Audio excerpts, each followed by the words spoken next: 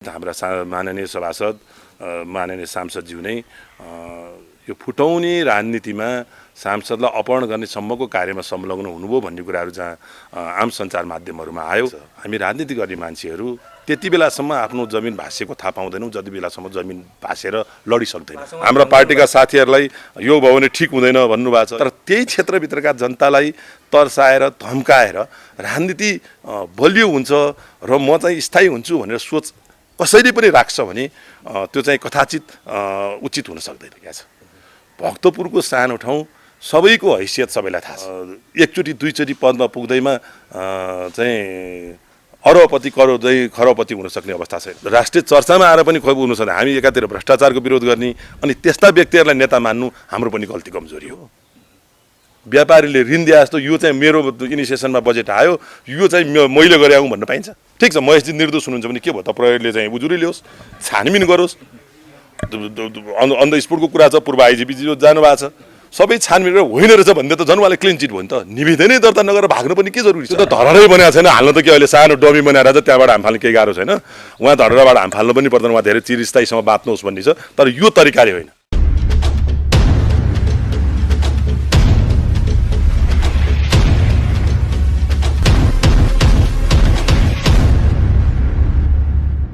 दर्शकबिन्दुहरू, आज हामीसँग कुराकानी गर्नको लागि नेपाली काङ्ग्रेस भक्तपुर जिल्लाका सचिव निशान ढुङ्गेलजी हुनुहुन्छ। विशेष त अहिले पछिल्लो समय विकसित भइरहेको राजनीतिक घटनाक्रममा केन्द्रित रहेर आज हामी कुराकानी गर्नेछौँ उहाँसँग।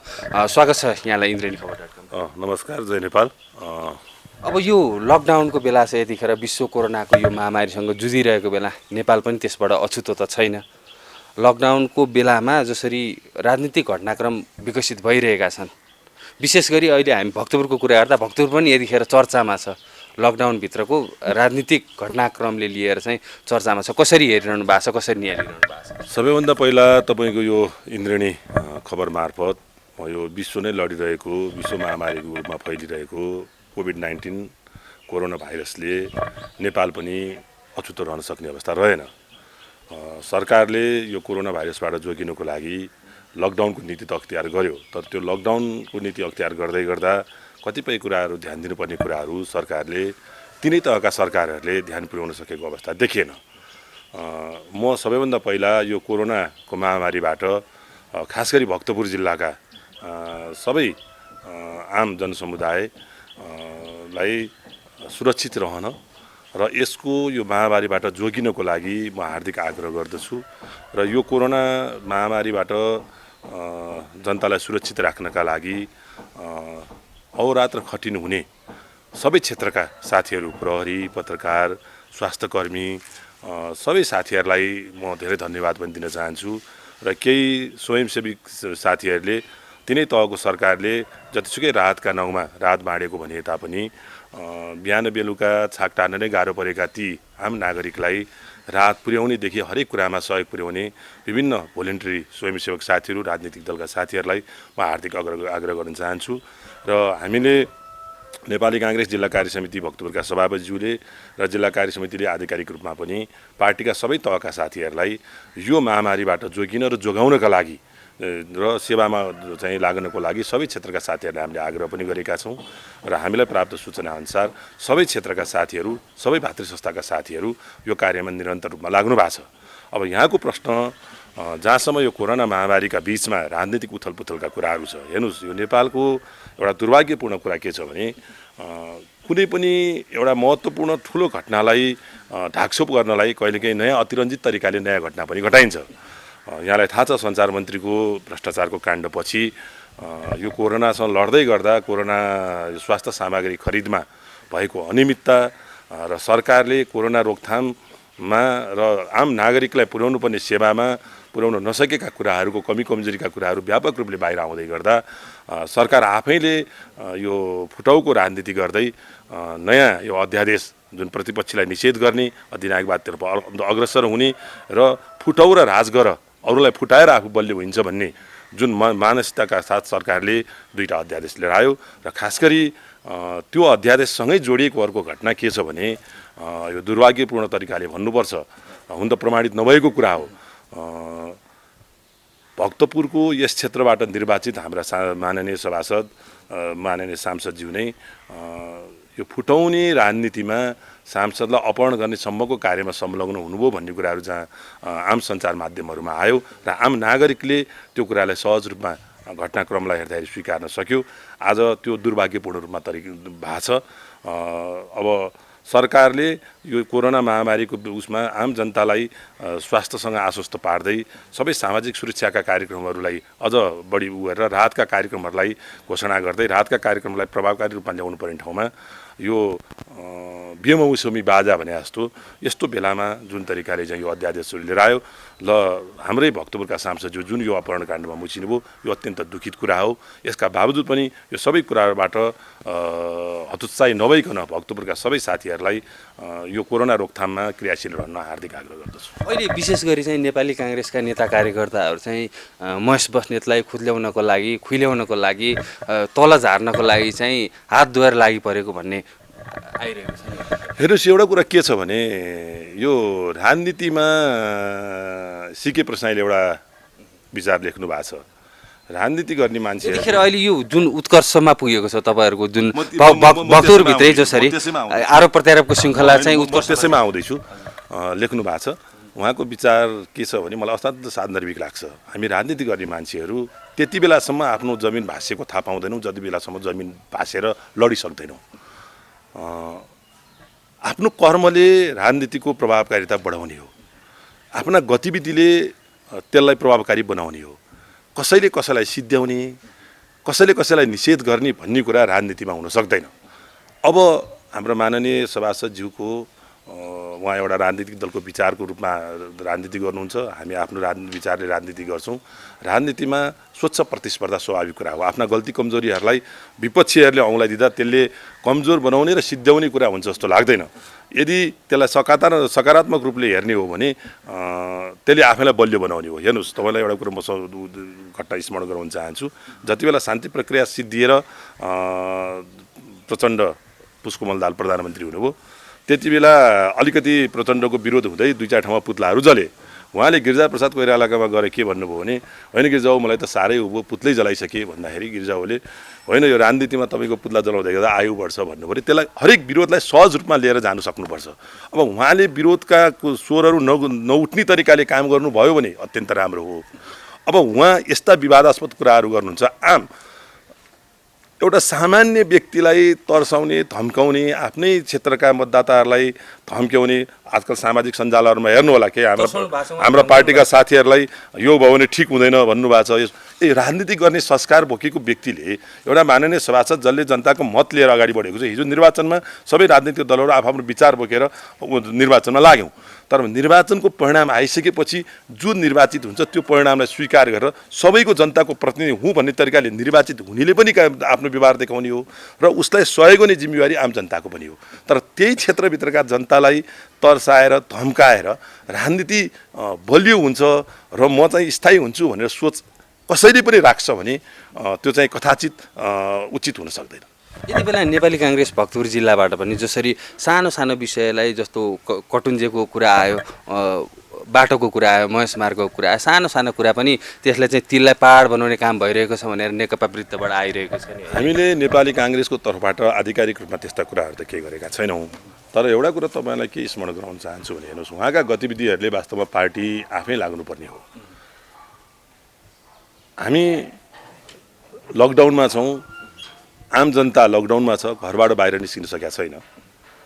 यस्तो बेलामा पनि प्राकृतिक सम्पदाहरू, माटो, जङ्गल, खोलाका ढुङ्गाहरू झिक्ने र नगरपालिकाले अथवा कतैबाट कुनै सरकारी निकायबाट खुला बोलपत्र आह्वान गरेर ठेक्कामा दिएको कामहरूमा ठेकदारको साइडमा माटो पुर्याउने र माटो बेच्ने काम एउटा निर्वाचित जनप्रतिनिधिको लागि सुहाउँछ जस्तो लाग्छ। पक्कै पनि सुहाउँदैन। र अर्को एउटा कुरा, बिपी कोइरालाका बारेमा मार्गहरू छन्, हिजो राजाहरूका बारेमा पनि मार्गहरू रहेकै हुन्। चोकहरू, बाटो, विभिन्न ठाउँको नामाकरण, सार्वजनिक ठाउँहरूको नामाकरण राख्ने गरेको जसले देशका लागि, जनताको लागि उल्लेख्य योगदान पुर्याउँछ। त्यस्ता व्यक्तिहरूको, त्यस्ता नेताहरूको स्मरणमा उहाँहरूको निधनपछि बाटोको नामाकरण गर्नेहरू छ, बिपी मार्गहरू छ।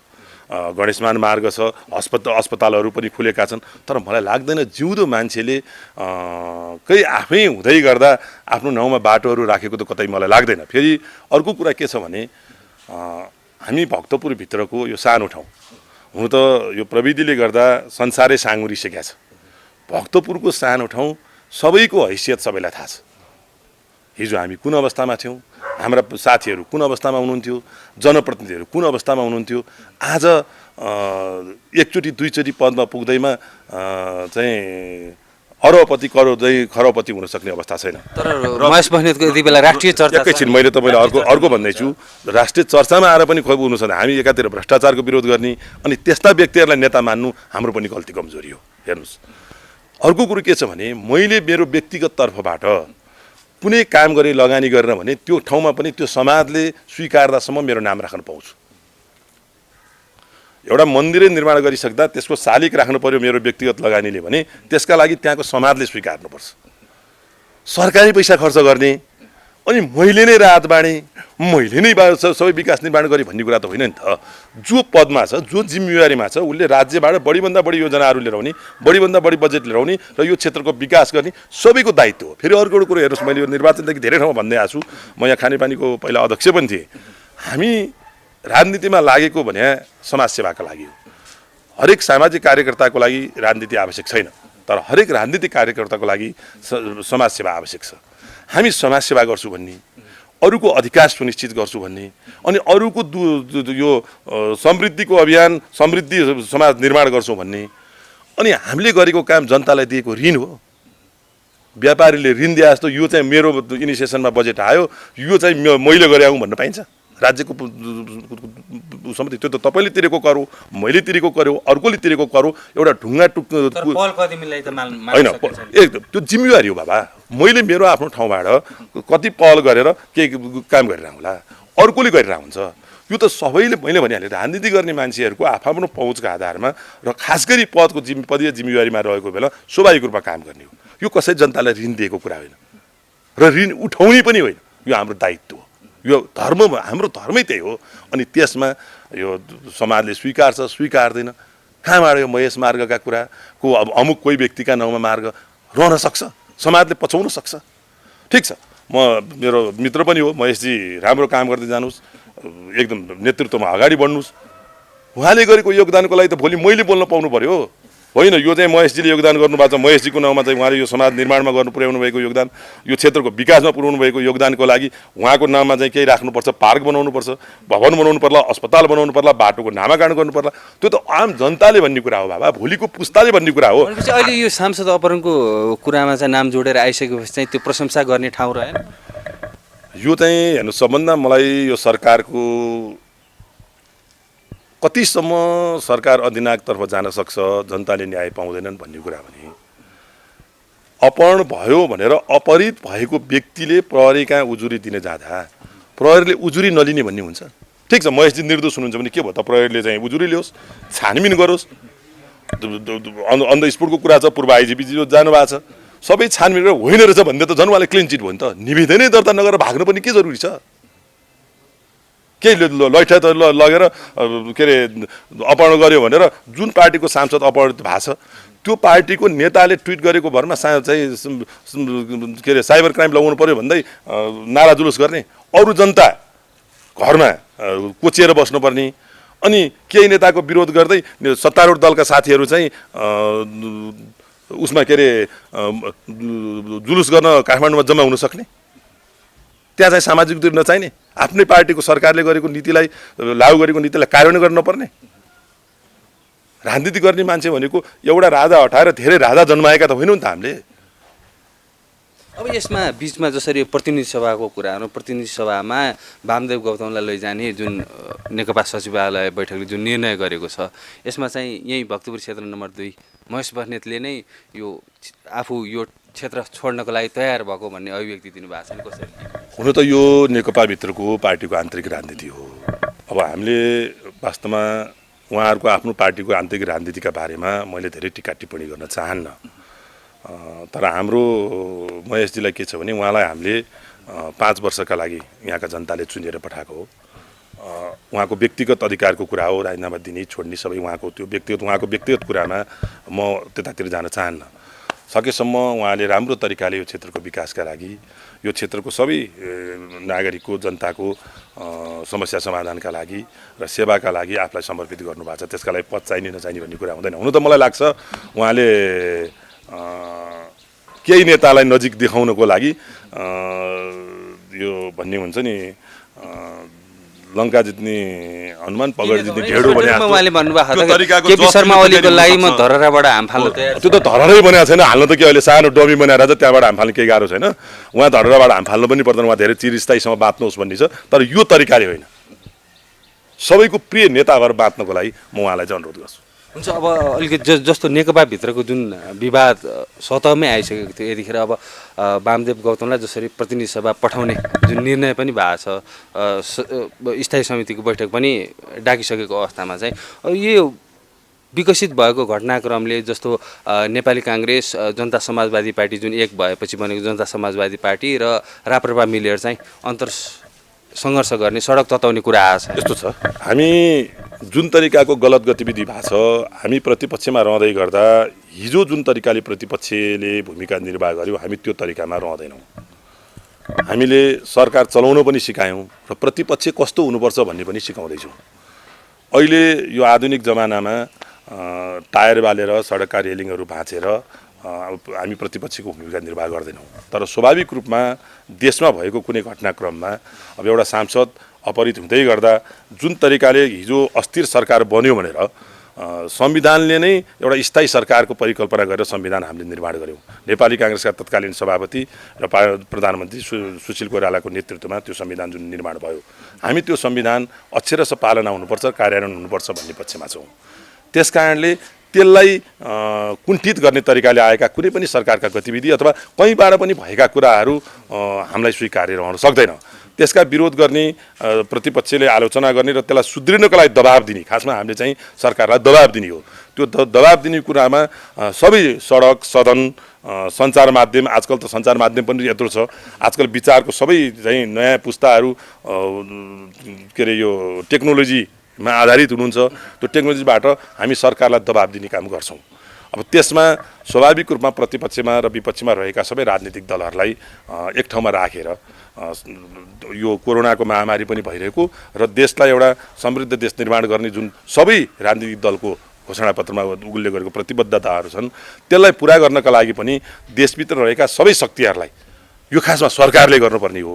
अब सरकार विपक्षी दललाई फुटाउन लाग्छ, चोइटाउन लाग्छ, फुटाएर राज गर्न खोज्छ, दिनाकतर्फ उन्मुख हुनु खोज्छ भने त्यो बेलामा स्वाभाविक रूपमा एउटा सबभन्दा ठुलो इतिहास बोकेको पार्टी र चाहिँ जिम्मेवार प्रतिपक्षको पार्टी नेपाली काङ्ग्रेसले त्यो जिम्मेवारलाई मनन गर्दै गहन गर्दै सबै राजनीतिक शक्तिहरूलाई एक ठाउँमा राखेर आफ्ना उद्देश्यहरू पुरा गर्ने र सरकारलाई 5 वर्ष पुरा कार्य सरकार चलाउन दिने र गलत कुराहरूको लागि दबाब दिनको लागि त्यो त स्वाभाविक रूपमा नेपाली काङ्ग्रेसले गर्छ। यहाँलाई यो महत्त्वपूर्ण समय र यो संवादको लागि धेरै धेरै धन्यवाद। इन्द्रणी खबरलाई पनि धेरै धेरै धन्यवाद।